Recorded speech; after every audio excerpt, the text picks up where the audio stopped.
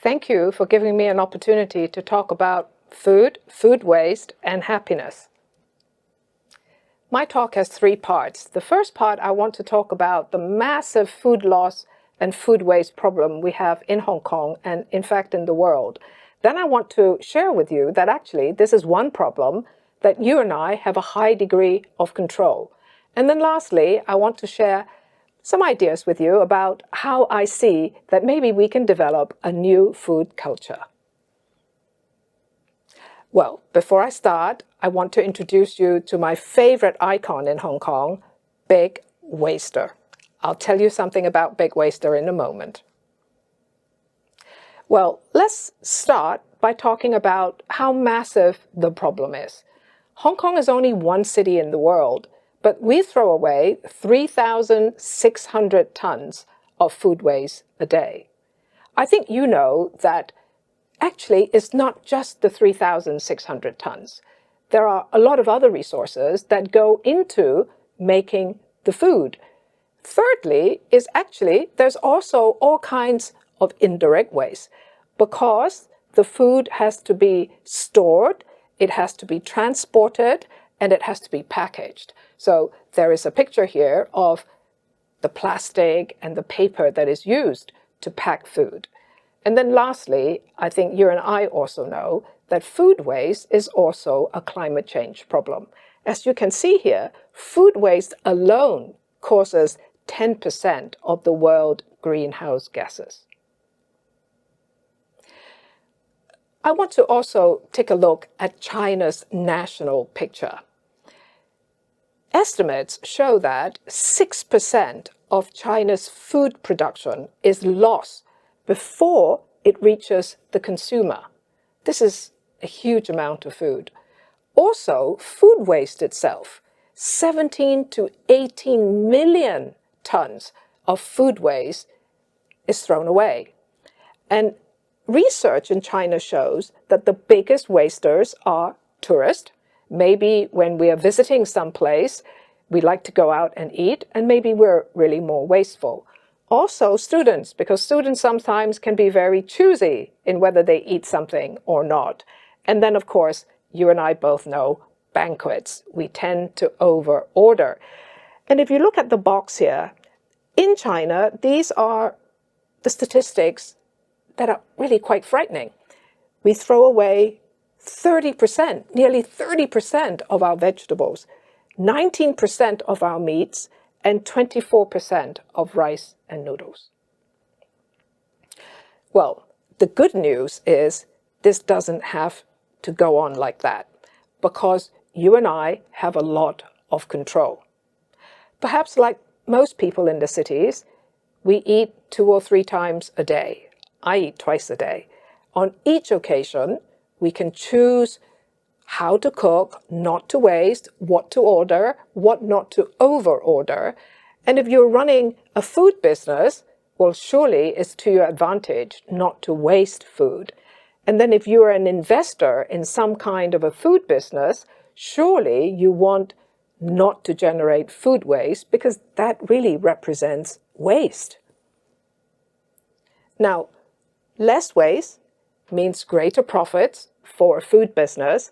And I think if people knew, if your customers knew, and actually if your workers knew that we're not wasting so much food, I think people are actually happier. Let me go back and tell a little bit about the history of reducing food waste. We started in Hong Kong in December 2012.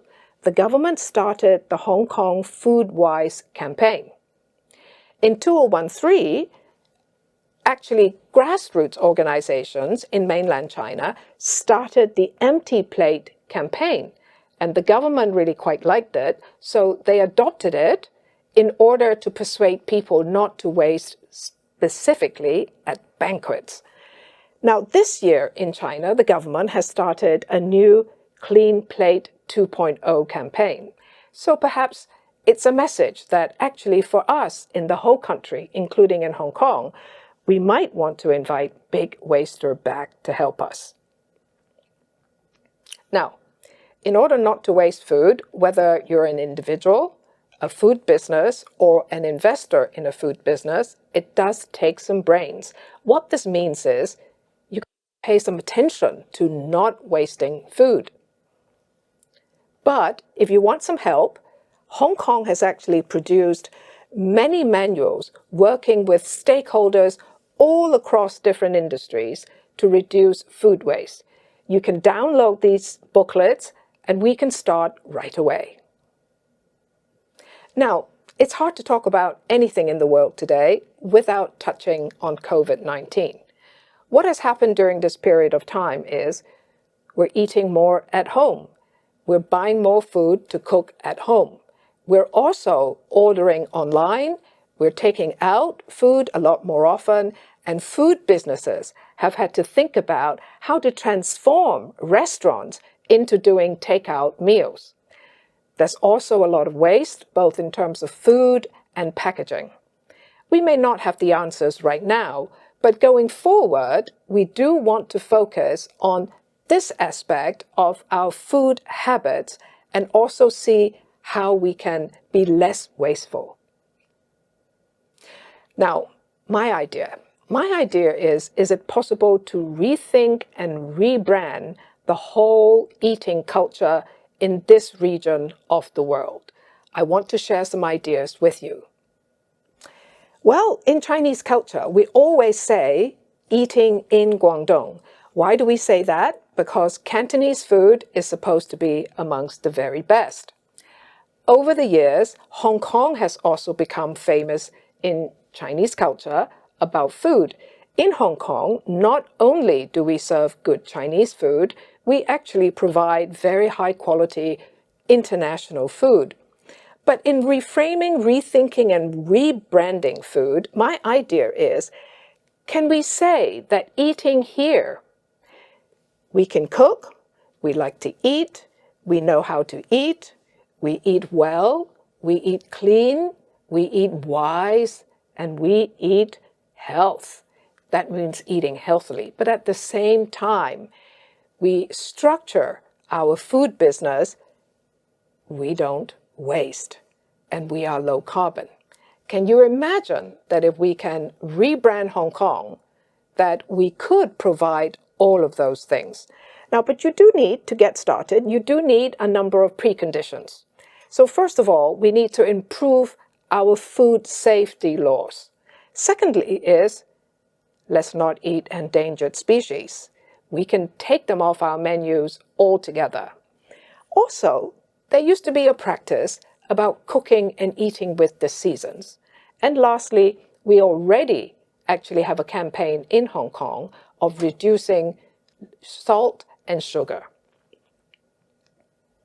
Well, I'd like to think that eating here, we can offer great menus, great service, value for money, whether you're going to a very expensive restaurant or going to day-to-day eateries.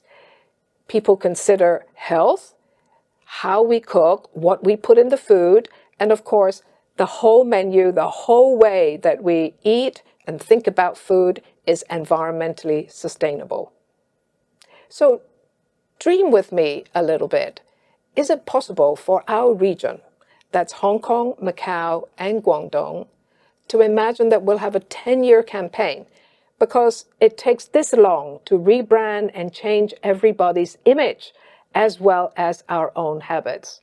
We do this over 10 years and we make sure we have the 4 T's as an operational model. We have targets, we have timeline, we have transparency, which means we make sure people understand the progress we're making. And as a region and as a community with stakeholders and the community together, we do it together. And let's ask Big Waster to help us. Finally, I want to thank you for your time, and I'm sure if we're able to reduce food waste and eat wisely, we will be much happier. Thank you.